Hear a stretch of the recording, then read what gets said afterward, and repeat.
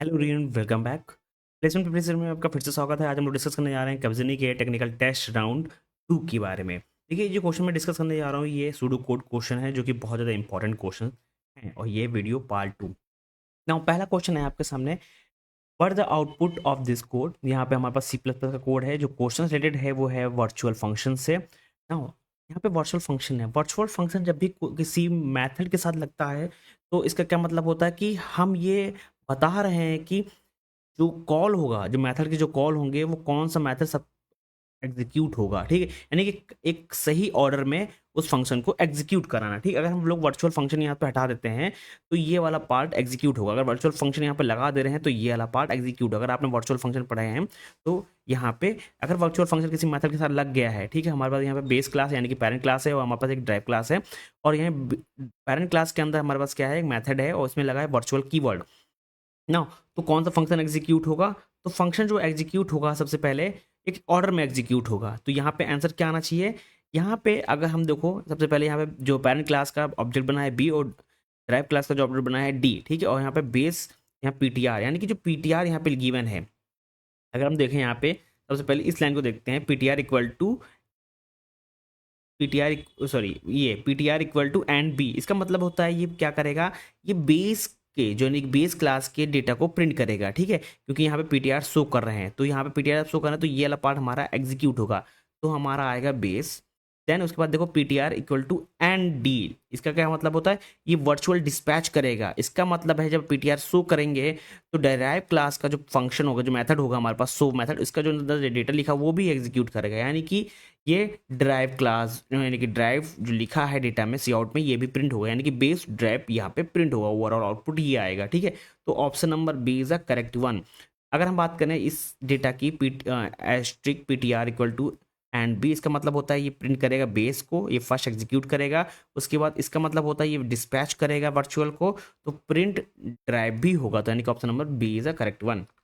Now question number 2 array का है, trapping rain water problem है। यहाँ पे है, what is the time complexity of efficient solution for trapping a rain water using a pre component left max and right max array. So when we talking about array और trapping rain water problem, so अगर हम लोग यहाँ पे explanation की बात करें अगर इसकी, तो यहाँ पे जो इफेक्टिव मेथड है वो two array for left and right max है। तो यहाँ पे सबसे पहले आएगा बिग ऑफ एन टाइम आएगा, और स्पेस क्या आएगा, बिग ऑफ एन स्पेस आएगा। तो यहाँ पे क्या लगेगा, ओवरऑल टाइम कॉम्प्लेक्सिटी की अगर हम लोग बात करें तो यहाँ पे आएगा बिग ऑफ एन आएगा। तो option number C is the correct one.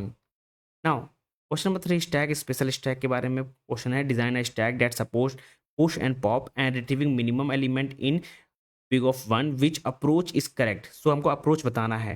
तो यहाँ पे क्या बात हो रही है, यहाँ पे बात हो रही है स्टैक की, और यहाँ पे we we are going to use सा टू स्टैक। यहाँ पे ऑप्शन नंबर हम देखें तो यहाँ पे क्या है, use two stack main plus minimum stack. ठीक है, तो अगर ओवरऑल की बात करें तो ये बेसिकली मेंटेन करेगा extra stack storing minimum, that's why we use two stack. तो यहाँ पे हम लोग option number A is the correct one. Design a stack that support push and pop retrieving minimum element which approach we are going to use, we use two stack.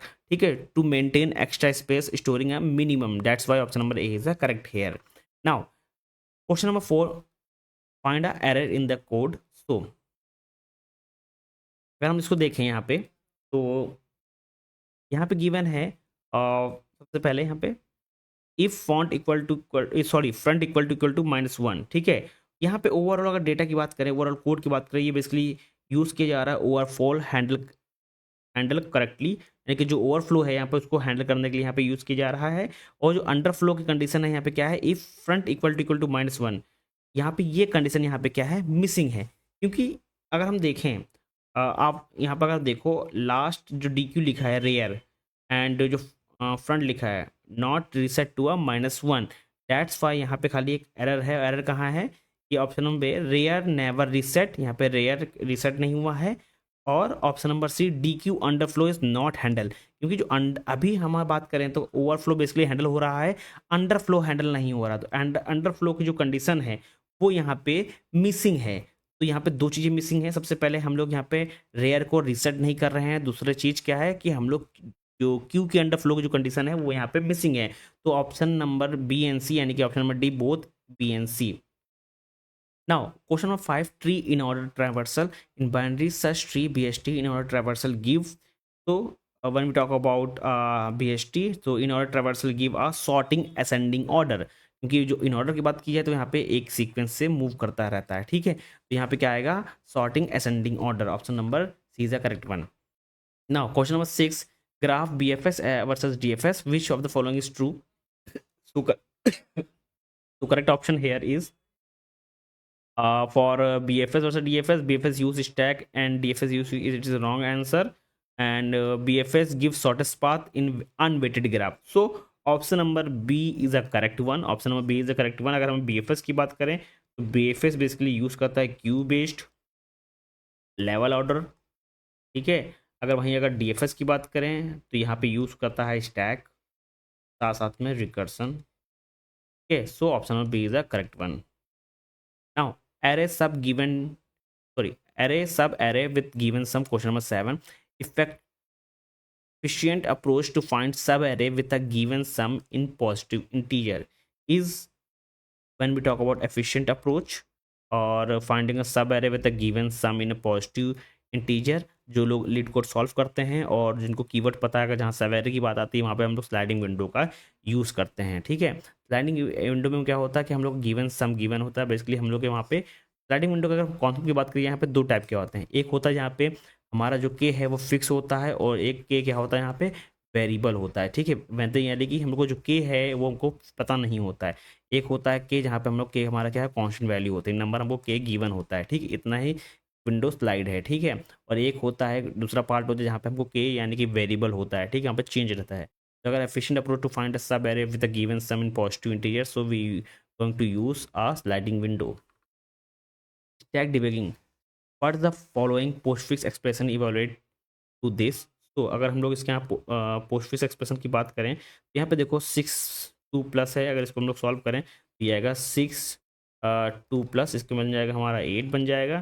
Then उसके बाद देखो यहाँ पे क्या है, यहाँ पे क्या है एस्ट्रिक लगा, यहाँ पे 5 है, तो 5 × 8 that is 40।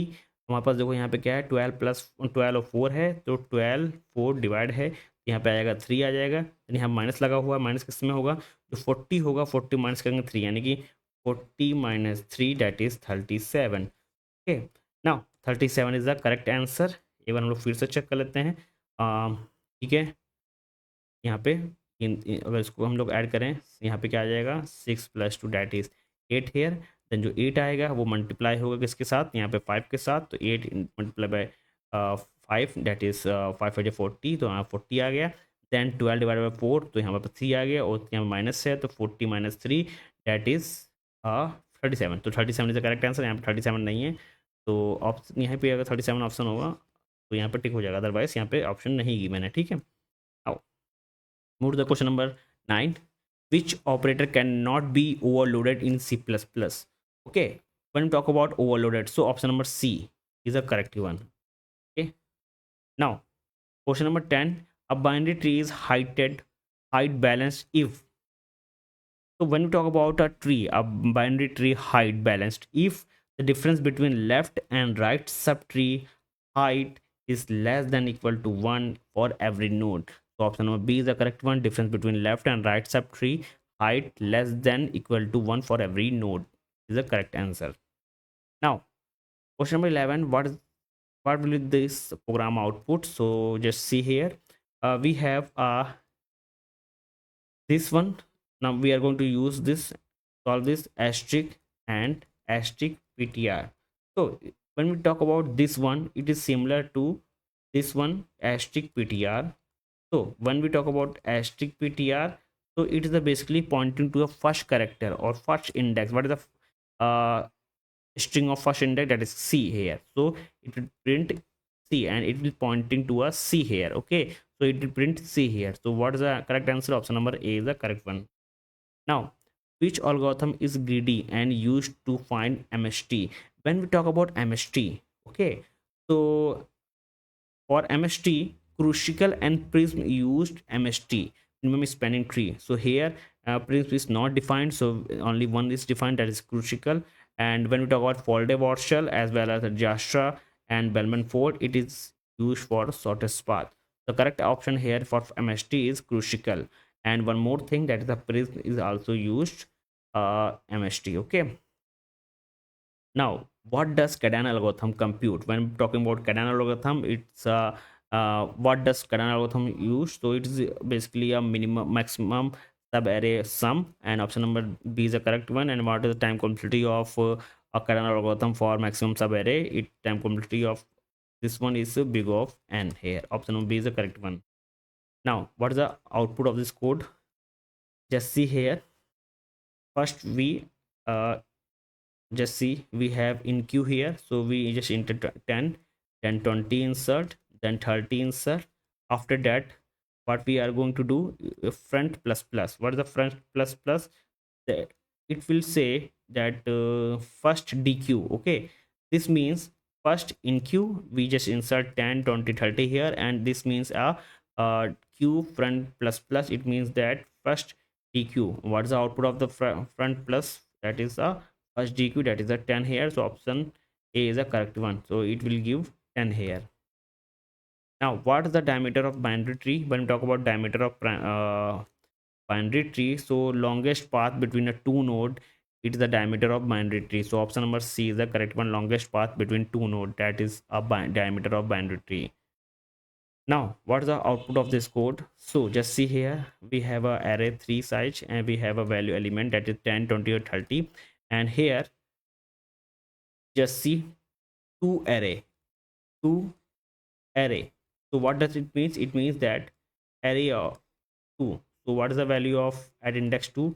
That is 30 here. Just see, we have element on 10, 20 or 30. When we talk about indexing, so it starts from 0, 1 and 2. And what is the value of 2 here? That is 30. So it will print 30 here. Option number C is the correct one.